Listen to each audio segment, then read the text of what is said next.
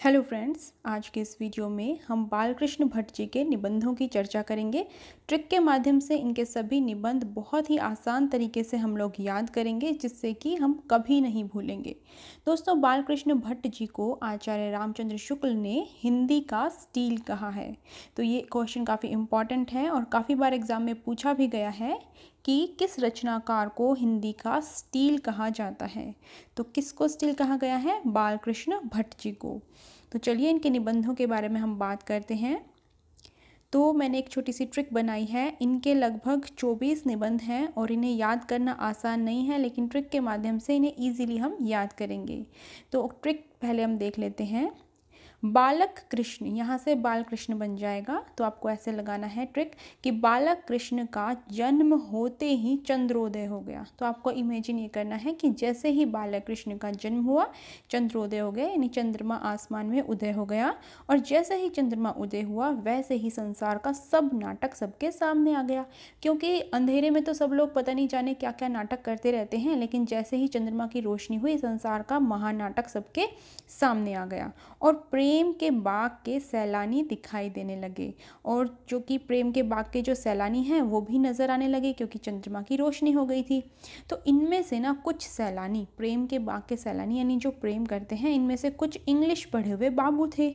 और जो इंग्लिश जानते हैं, आप तो जानते हैं वो दूसरों को कैसे अट्रैक्ट कर लेते हैं ना, अपनी ओर खींच लेते हैं, क्योंकि उनके शब्दों में एक आकर्षण शक्ति होती है।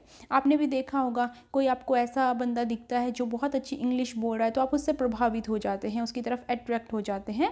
तो इनमें से कुछ इंग्लिश पढ़े हुए बाबू थे और इन्होंने अपनी शब्दों की आकर्षण शक्ति से, आत्मनिर्भरता, आत्मगौरव और माधुर्य से, यानी इनके पास क्या थी? इनके पास 4 चीज़ें हैं, आपको ये मानना है। एक तो शब्दों की आकर्षण शक्ति, एक क्योंकि इंग्लिश पढ़कर बहुत ही आत्मनिर्भर बन गए हैं, इनके पास आत्मगौरव और माधुर्य है, यानी बहुत मधुर बोल रहे हैं, तो उसकी वजह से इन्होंने 4 लोगों के मन को जीत लिया। किस किस के मन को जीता? कल्पना, रुचि, आशा और प्रतिभा।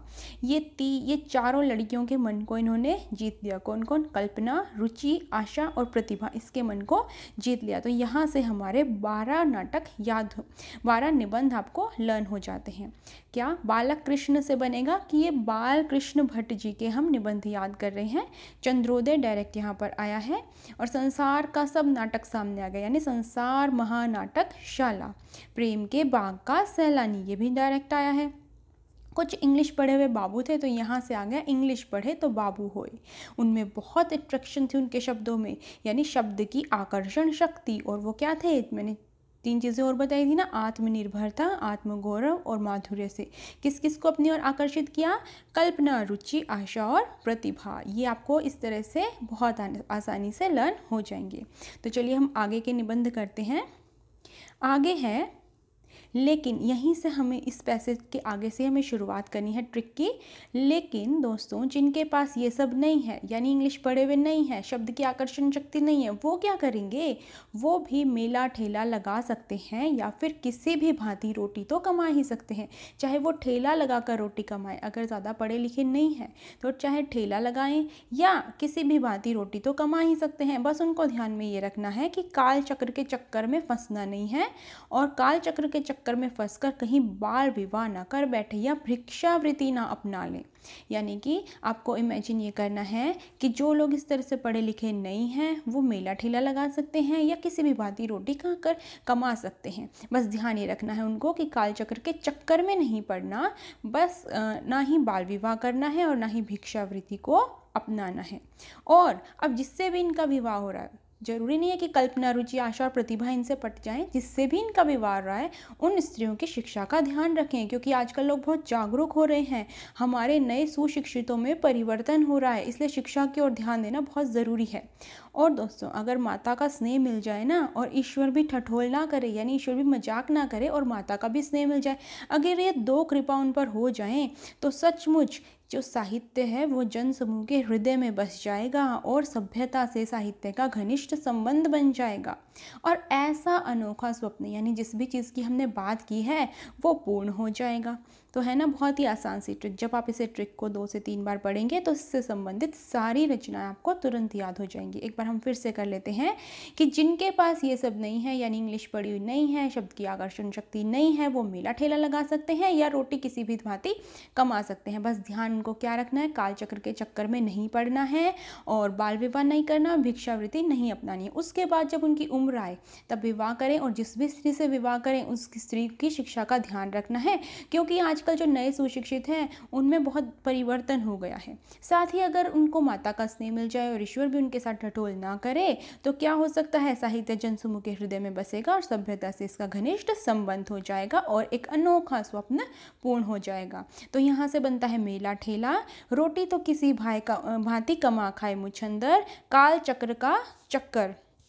अब देखो, आपने भारतेंदु जी के जब निबंध किए होंगे तो वहाँ भी एक निबंध का नाम है काल चक्र और भट्ट जी के निबंध का नाम है काल चक्र का चक्कर। तो आपको ये बहुत अच्छे से ध्यान में रखनी है, दोनों में कंफ्यूज नहीं होना है। उसके बाद बाल विवाह, भिक्षावृत्ति, स्त्रियों की शिक्षा का ध्यान रखना है तो स्त्री और उनकी शिक्षा, हमारे नए सुशिक्षितों में परिवर्तन, माता का स्नेह और ईश्वर ठठोल ना करे, उससे बनता है ईश्वर भी क्या ठठोल है।